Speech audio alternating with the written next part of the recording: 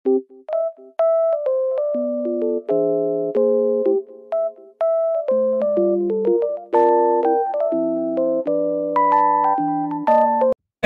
good afternoon. So ito na yung magiging room namin ni Elle for at least 4 or 5 days. So dito kami sa room number 8 at ito yung labas. Merong sabitan ng mga basang damit para dito. Pero unfortunately guys, medyo maulan at merong table dito. Dito siguro kami mag-breakfast tomorrow. So pasukin natin yung aming room na number 8. So basically, ayan lang siya. Ito yung napili ko sa 3 or 4 na sinuggest sa akin ni Elle na room kasi black and white lang siya. So kung makikita ninyo, merong 2 single bed na pinagdugtong lang nila kaya lumaki. Tapos pasensya na guys sa mga kalat. Merong AC, merong TV, pero yung TV nila, ang brand is Skyward, pero hindi ko alam kung merong YouTube. Tapos, dito naman sa side na to, ayan yung kanilang, tawag dito. Ang maganda dito guys, kasi corner siya na window. So, itong window na to, yan, si Elle ang nakadiscover, wait lang, isara muna natin. Si Elle ang nakadiscover na na-open siya. So yan, pag sobrang lamig na dito sa room, open lang namin. Tapos, ano pa ba? Dito naman sa kabila, ito na open din siya. Tapos, merong 2 side table, color black. Tapos, meron ding lampshades. Tapos, ang maganda dito guys, merong socket kung saan pwede magsaksak ng charger. Ayan, nandiyan na lahat. Inilabas na namin. Tapos, merong breaker dito. Ito, pampabango sa room, tapos ito yung television. Meron din silang halaman. Tapos doon naman sa side ko, dito naman sa side ko guys, ayun, inopen ko na yung aking laptop. Tapos ayun, meron din ako dyang lampshade. Itong lampshade na to guys, nakikita ko to sa online shopping, pero hindi ko kasi siya nabibili. Tapos ayun, dito na lahat ng aking mga essentials, yung aking collagen na ang laki pala niya, sana pala sinabi ko sa maliit na lalagyanan. Tapos ayun, so far okay naman, malamig yung aircon, inverter din naman siya. Tapos ano ba tong switch?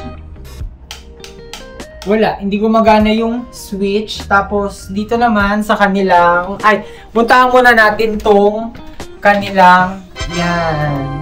Ayan, dyan yung mga gamit, hindi nakasalansan ng maayos, pero okay na yan. Itatago na lang namin siya dyan. So, nandito yung aking mga gamit. Ito, mga gamit din to na Elle. Yun nga lang, isasalansan niya pa mamaya. Tapos, ang kagandaan dito guys, meron silang palibreng toiletries. Yan, tapos yung kanila namang toothpaste na maliit lang. Tapos, si Elle, ang una niya napansin dito is, merong blower. Natuwa siya. Tapos, meron ding mga extra hangers. Tapos, ayun. Dito naman yung kanilang vault. Tapos sa baba, lalagyan din siguro ng maleta. Hindi ko alam kung kasya yung maleta ni Elle. Ang maganda rin dito guys, meron silang full body mirror para kapag lalabas kami ni Elle or magbibihis kami, ma-check namin yung mga OOTDs namin.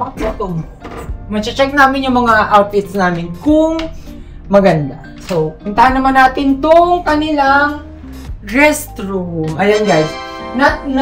Natupad din yung sinasabi ko kay Elle na lagyan ng, or yung room na makuha namin is dapat merong bathtub. So yan, mamaya itatry namin kasi na-figure out na namin kung paano pagaganahin yung kanilang shower sa hot settings. Tapos ayan, meron lang curtains for shower. Tapos yung aming soap na niacinamide. Then, syempre, yung abonate. Tapos, ang kaganda dito, guys, ang laki ng mirror. Ayan, tingnan nyo, guys. Ayan, ang laki niya. Tapos, meron ding saksakan para just in case na merong kailangan mag-blower, merong masasaksakan. Tapos, meron din palang dito. Meron din palang totoong halaman, merong bidet. Tapos, yung aming mga sunscreen. Ito yung sunscreen na binili kagabi ni Elle. Itong Fresh Skin Love. Tapos, itong sa Lux Organics na SPF 150, mas mataas siya compare doon sa Beach Hunt. Ito, Beach Hunt din, na After Sun. Ay, meron ka... Ito ba yung dati? O bago to? Ito yung dati. Tapos, yung kanyang Shimmer Glow na pang-spray. Ito, pampabango sa CR kasi nakalagay dito, pero kasi phone holder yan. May lalagyan ng soap, tapos ayun, toilet, merong tissue. So yun lang naman guys, basically, ang separate video ng aming room ni El dito sa may El Nido Swiftlets Hotel. So yun lang. Bye!